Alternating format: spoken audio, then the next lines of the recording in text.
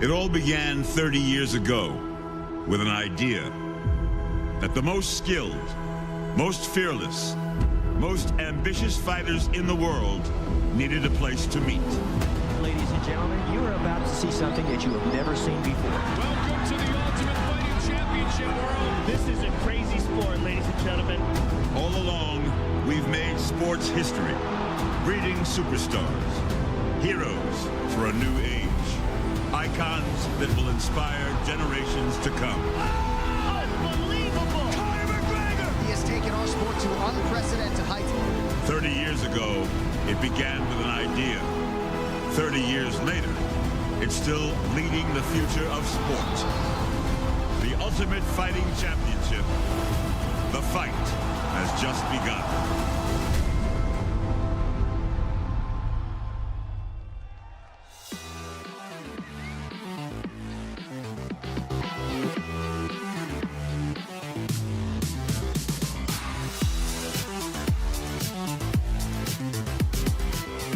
Hello, Salt Lake City.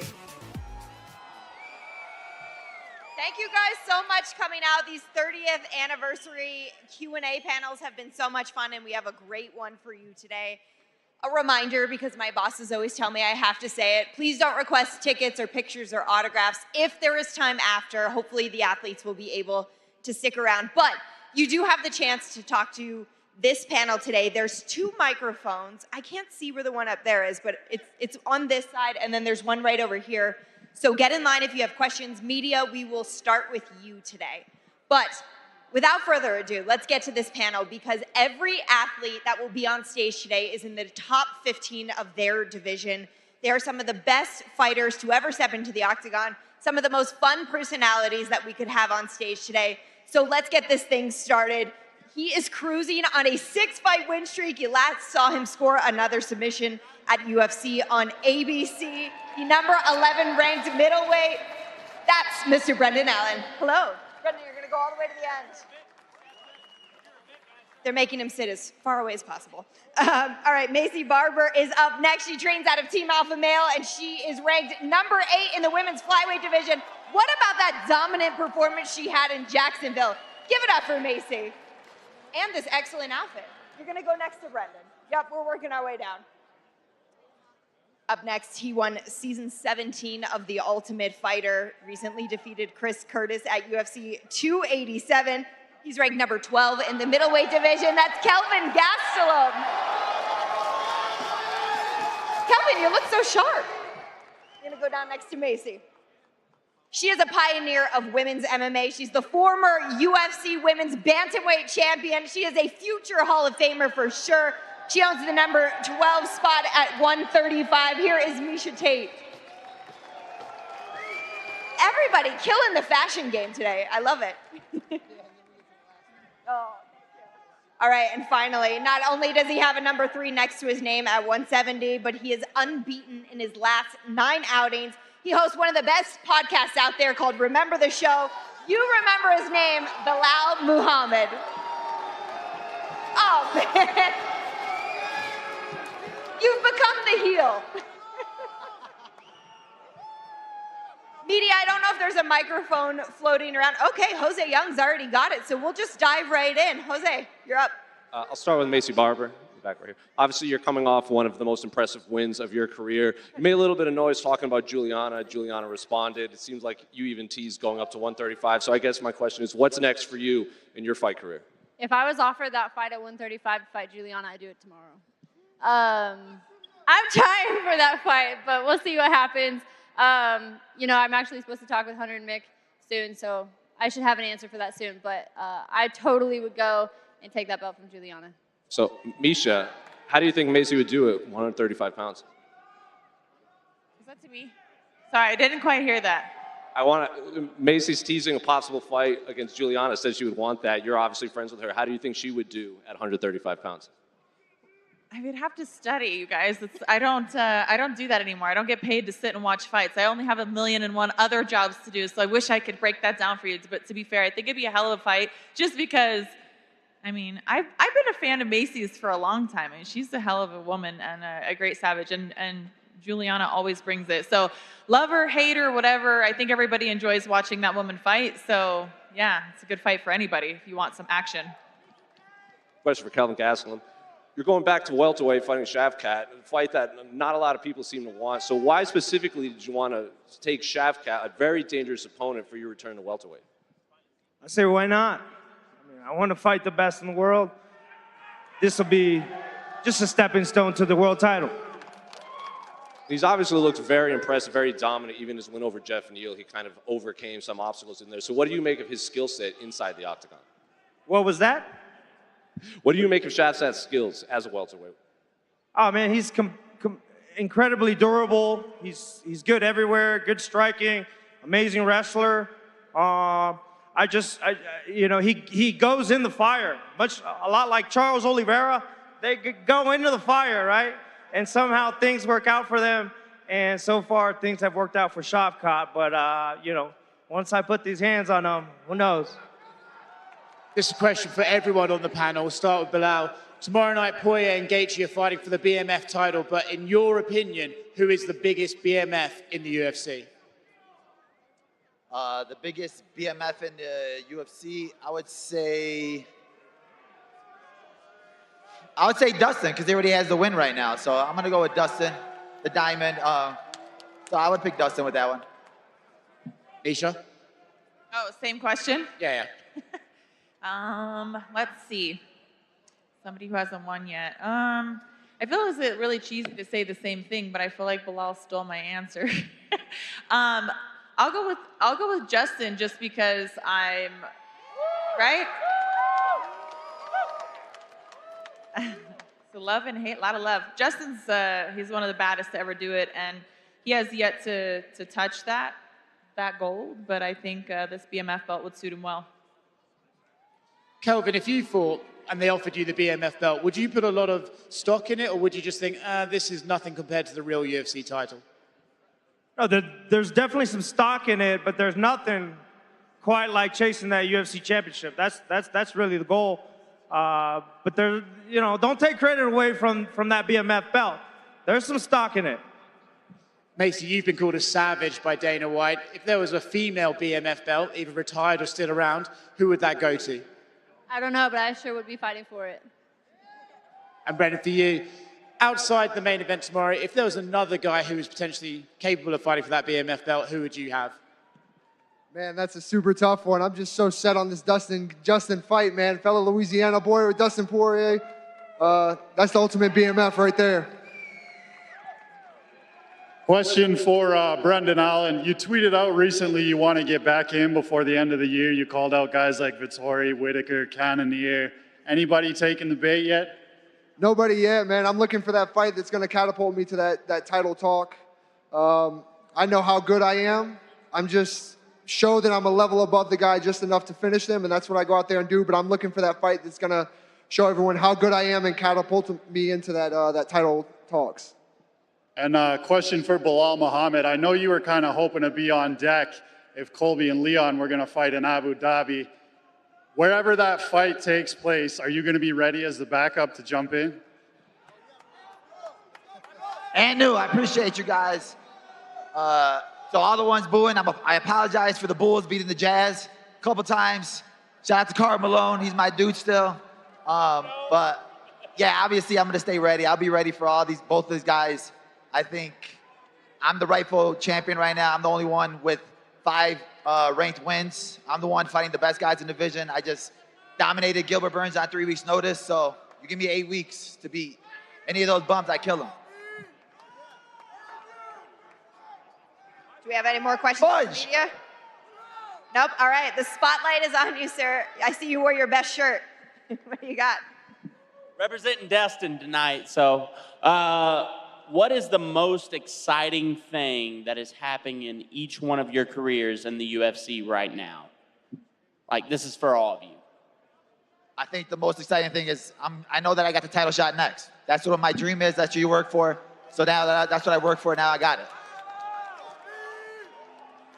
I would say Amanda just retired and it's anybody's belt at 135. So that's where I'm headed back to. By the way, Kevin Gastelum, I went and saw the Izzy fight, and that's still the most exciting fight I've ever been to, live and in person. I know you lost, but I'm just saying, that's the most exciting fight. Thank you, man. I had fun. Thank you. Yeah. You want me to answer that question? Yeah. Man, I'm in a good place in my life. I just signed a new 6-fight deal with the UFC. Got a little pay bump. I got an incredible fight coming up. I couldn't ask for anything better. I'm living the dream, guys. I think for me, I'm riding that high of just finishing Amanda Hebus and getting ready to see what's next. And, the sky really is the limit for me. So it's just life is a high for me. I think for me, I've earned a shot at the top 5. So again, I'm looking for that big fight that's gonna catapult me into those title talks because that's what I'm looking for.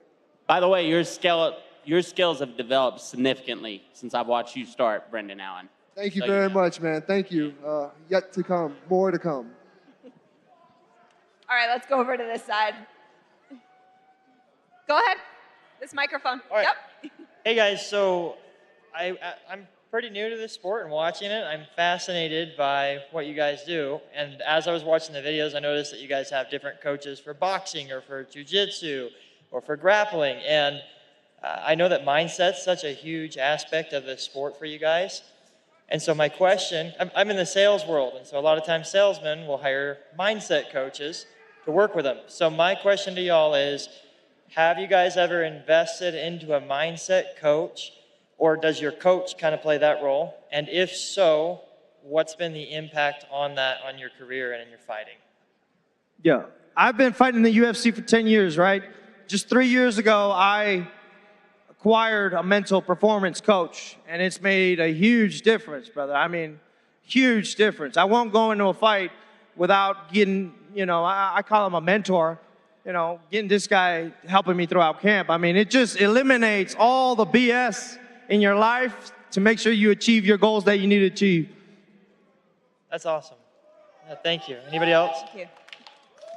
Yeah, man. I hired a sports psychologist for me just to help with emotions and how you deal with the anxiety and everything leading up to the fight, all the negativity from online to in person and everything that comes along with fighting. It's hard to deal with on top of already training as hard as we do. So I hired a sports psychologist before my Krzysztof Jotko fight, and I think the results have showed in those fights since. So cool. Oh yeah. I'll take one. So I first worked with a sports psychologist when I trained with Team Alpha Male out of Sacramento, which I know you're with now. And that's kind of when I got my taste for that. And I thought this was a great thing and I needed more of it. I also have worked with a hypnotherapist. And then the UFC actually has a, Micah has a sports psychologist, like a mental coach, maybe that's not the right term, mental coach, on staff for us. So we can actually go and take advantage of that, meet with him for free. So I do once a week because that's been a game changer. And one aspect, obviously, a big aspect is the fighting part. But for me, it's like the whole life of my whole mindset, like learning to be a present person. What do I want out of this moment? Because sometimes we forget that, right? We forget what we want out of the moment. And it sounds crazy to be in a fight and not know exactly what it is that you want in that moment. But I've been there because I'm such a veteran that's like sometimes I've just gone through autopilot in a fight. And I really didn't like that. So this has been a huge change for me working with Micah in this past year. So I'm excited for my next fight because I think it's going to be a game changer. Thank you. Thank you so much. Yeah. We good over here? Thank you guys. I appreciate it. Hey fighters, this question is for everybody, even Megan. I want to know what drives you in the fight, in the third round, in the trenches. What do you go to pull motivation from? God, just for everybody? That's a hard question for Megan to answer. What drives me is my attitude. But for me, it's just knowing the work that I put in. If I didn't leave no stone unturned, I know that I did everything I could do, so I'm not going to make that work for nothing. I'm in that third round. I know what I got to do. I got to go back to what's in the gas tank, right? And I don't take any shortcuts in training, so I know that I'll have the energy to push through in that third round. Thank you. We'll go over to this. All right. Wait, hold on. I wanted to answer that one too. That's a really good question. Thank you. It's that there is no other option. There is no other choice but to succeed in the third round. And it doesn't mean that you always will, but it means that you always have the mindset, because that's what you've been telling yourself the whole camp. I do not have another choice. I will win. I will be victorious. I will go through the fire. I will take the best shot. If I get knocked down, I'll get back up. So you do not have another choice. You work too hard. There is no other option. I have a little bit to add to that too. I think that it's also with every single fighter in the UFC and every single fighter as a whole.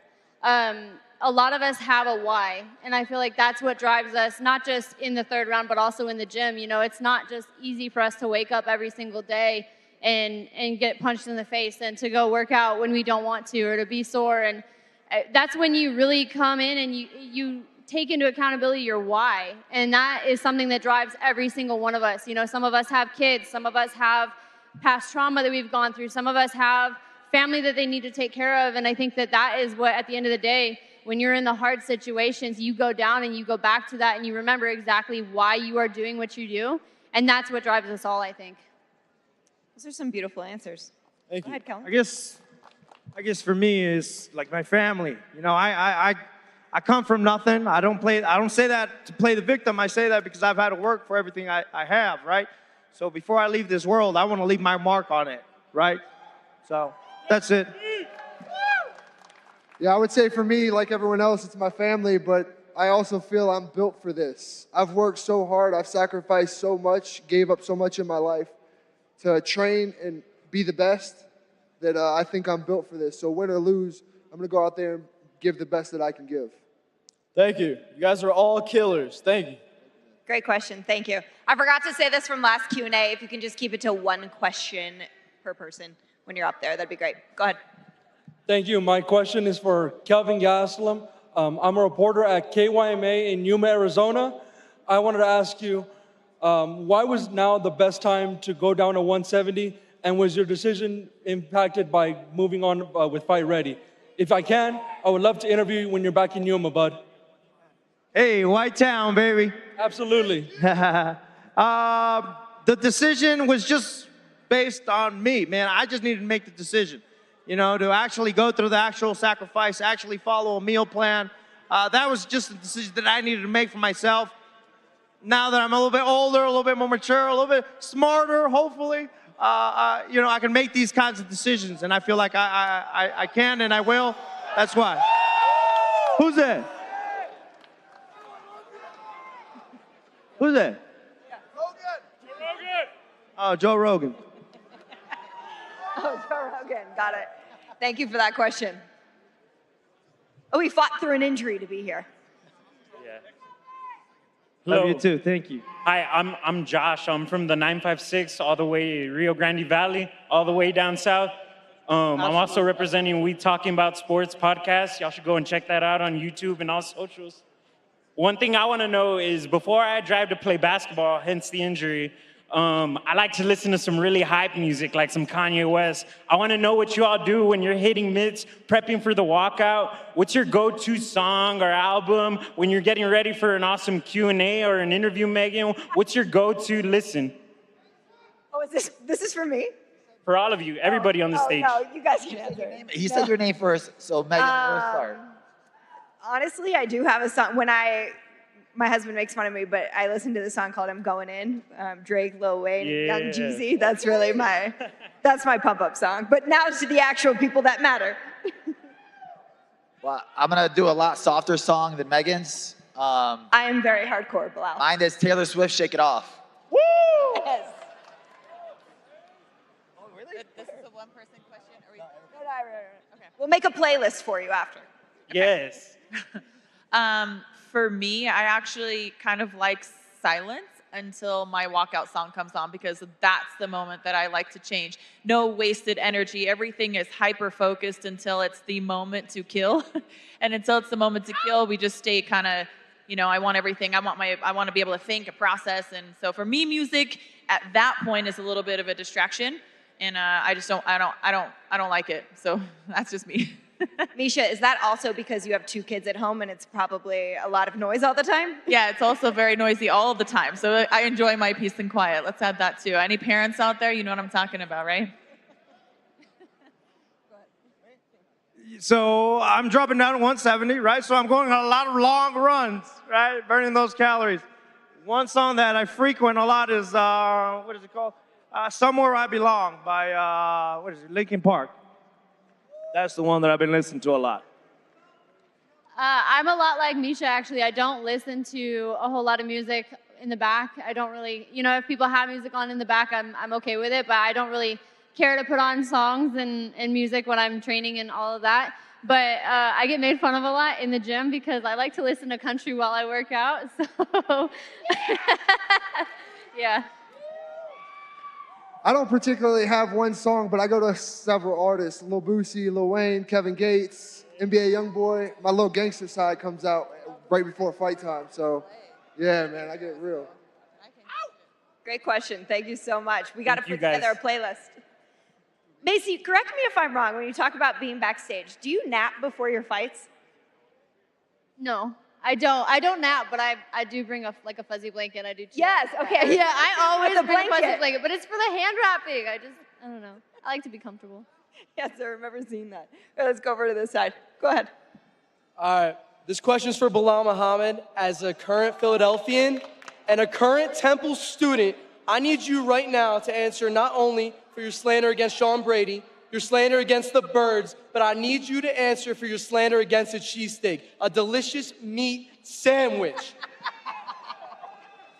I'm not happy, by the way. Okay, I'll take it back. I do love the Philly cheesesteak, but in general, your sports teams suck. E-A-G-L-E-S, Eagles! Let's go Birds! Woo! Oh, yeah. Wow. Now that we have all lost our hearing, Yes, sir. let's go over here. Hello. So, I got a question for, I forgot the name.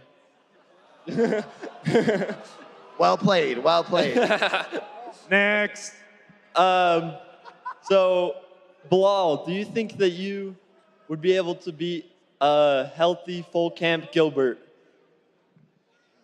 I mean, I did beat a healthy full camp Gilbert. He just fought Masvidal, didn't get touched in that fight. I was getting off the couch.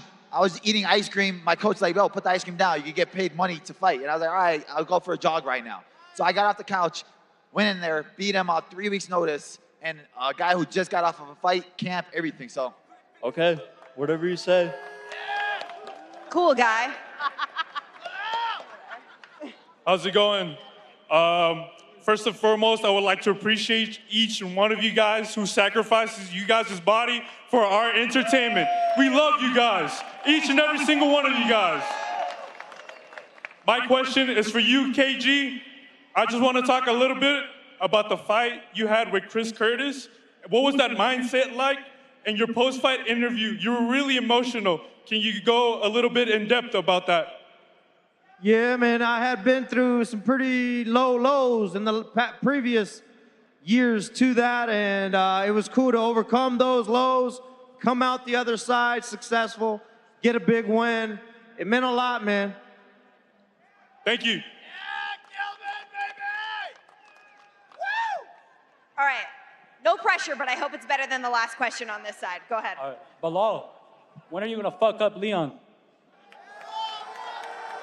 The proper term is fudge up, and soon. I'm waiting to see when they book that fight, hopefully November, and then I'm going to be right there, front row, to get him next. So, Macy, do I got a shot? I didn't hear you. I'm sorry. What? Do I got a shot? I'm sorry. Shoot or shoot. I'm sorry. Oh, man. What's up, guys? I want to first thank you for coming out and experiencing the 30th anniversary with all of us fans because, that's why we're here to see you guys.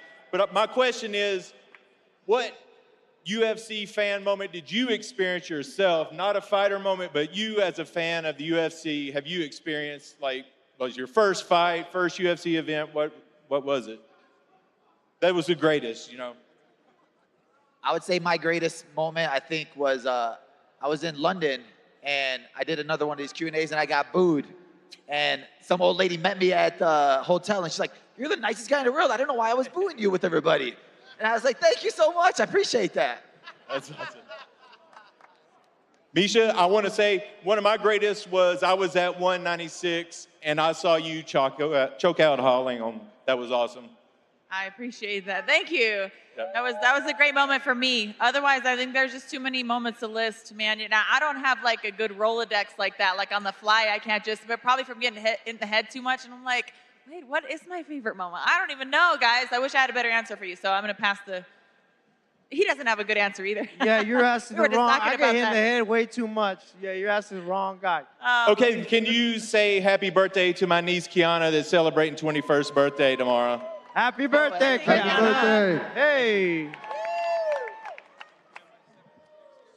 Hey, first and foremost, Kelvin and Belal, thank you so much for being so awesome and gracious during International Fight Week. Thank you to all the fighters and everybody else coming through to Salt Lake City one more time so we can party with everything UFC. But my question is primarily to the female fighters on stage. My girlfriend Kayla is fighting her first MMA fight this October. What words of advice and encouragement do you have for her? My words of advice or encouragement would be take it all in. Enjoy every single second. This is a moment that you're never going to get back, so let it all go and take it all in at the same time. And never, ever, ever make it something that you don't enjoy. Remember that the reason that you are there is because you want to. You know, people ask me that all the time, like, well, why do you want to fight? It's very simple. It's like, because I want to. You know, that's it. It's my choice. You guys are giving great answers today. I love this Q&A panel. Let's go over here. Hi. He's texting. My, no biggie. My question is for Kevin Gastelum. I know this is UFC, but there's been a lot of UFC fighters transferring to boxing and stuff. So my question for you is, if you could fight any boxer right now, who would you box? Why not Canelo? Why not? Yeah! Heck yeah! That's awesome. That's all I got. Thank you, buddy. Thank you. Thank you. Hi there. I just wanted to say you guys are amazing in every aspect of the word. But my question is, when you guys are on a cheat day, what do you guys like to eat? Yeah, my favorite cheat meal is nachos. Any place in Utah, because Utah food's not been good so far. So if you got any good nachos places, let me know. I like tacos El Gordo. That's, yeah, some great tacos in Vegas. I'm also a pizza girl. I mean, I can't really go wrong with pizza. So, and cupcakes, you know, all of the above. I don't feel like I like to always necessarily go to a place. Like I'm kind of like I'm gonna order this, all these things. We're gonna have it right here in the casa, the Tate Casa. Tacos El Gordos. I can definitely answer this one. I like my tacos, man. I like to enjoy Taco Tuesdays. It sounds like we're all a fan of tacos. I would say tacos or a really good steak is my go-to. Man, I'm from Louisiana. Crawfish, jambalaya. You know how we get down. Louisiana in the front row. All right. Can I put you guys on a place? Yeah.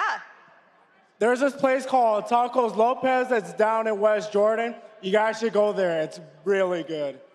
All right. We'll do our best. Thank you. Thank you. This is our first ladies' question today. Yes. Way to Thank you all represent. for being here. Thank you for answering our question. Y'all look great up there. I'm a huge fan. My question is to anybody who wants to answer. It's a little more competitive, maybe biased, a little bit of a pot stir, but McGregor, Chandler, who's taking it? Not really a pot stirrer. I think Chandler knocks him out.